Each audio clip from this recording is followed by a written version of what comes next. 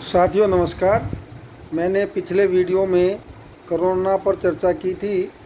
कि कोरोना ने दोबारा से पूरे विश्व भर में अपने पैर पसारने शुरू कर दिए हैं और जिसका साफ साफ असर आज हमारे देश पर भी दिखाई देने लगा है।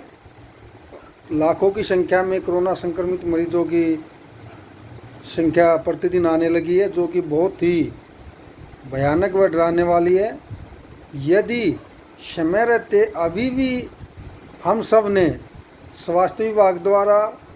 दी गई गाइडलाइन का पालन नहीं किया, सरकार के द्वारा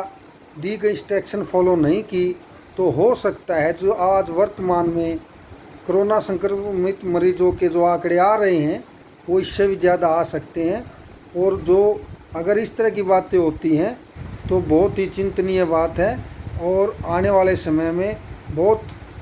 कई प्रकार की परेशानियों से हमारे को गुजरना पड़ सकता है। इसलिए ऐसी स्थिति ना बने कि सरकार को ना चाहते हुए भी दोबारा से संपूर्ण लॉकडाउन लगाना पड़े, क्योंकि अगर ऐसा होता है तो पिछले साल की तरह जैसे 2020 में काफ़ी समय के लिए सरकार के द्वारा संपूर्ण लॉकडाउन लगाया गया,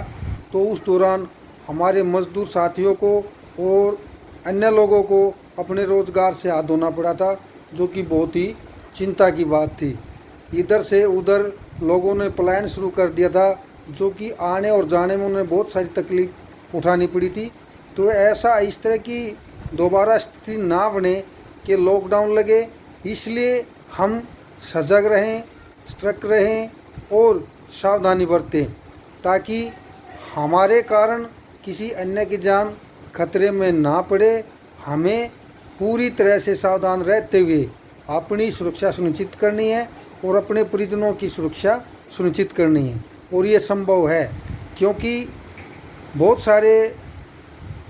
ऐसे हालात पैदा हुए हैं मानव जीव के बीच में जो इस तरह की बीमारी आई हैं, लेकिन उन बीमारियों का सामना मनुष्य ने बड़ी ही निडरता से,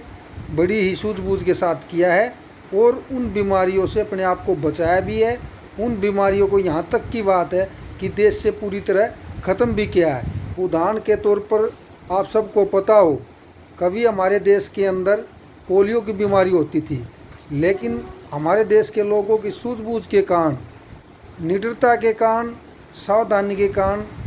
पोलियो जैसी भयानक बीमारी को देश से ख़त्म होना पड़ा। और वो सब संभव सरकार व जनता की एकजुटता के कारण वो सब संभव हुआ था। ऐसा हो सकता है यदि आज हम स्वास्थ्य विभाग के द्वारा दी गई गाइडलाइन का पालन करें, तो वो अब भी संभव है कि हम कोरोना जैसी भयंकर महामारी को मात दे सकते हैं, अपने देश को इससे बचा सकते हैं। आज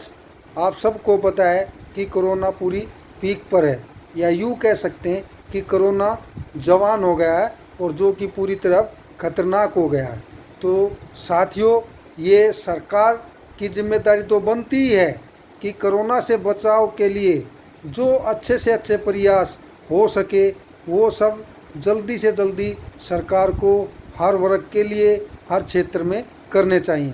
लेकिन हम सब की भी जिम्मेदारी बनती है कि जो स्वास्थ्य प्रशासन के द्वारा, चाहे सोशल डिस्टेंसिंग की बात हो या मास्क लगाने की बात हो या बार बार साबुन से हाथ धोने की बात हो या फिर अन्य तरह की सावधानी बरतने की बात हो या इम्यूनिटी पावर बढ़ाने की बात हो, उन सब का पालन बड़ा ईमानदारी से करना चाहिए। और सरकार और विपक्ष के दलों से भी मेरा एक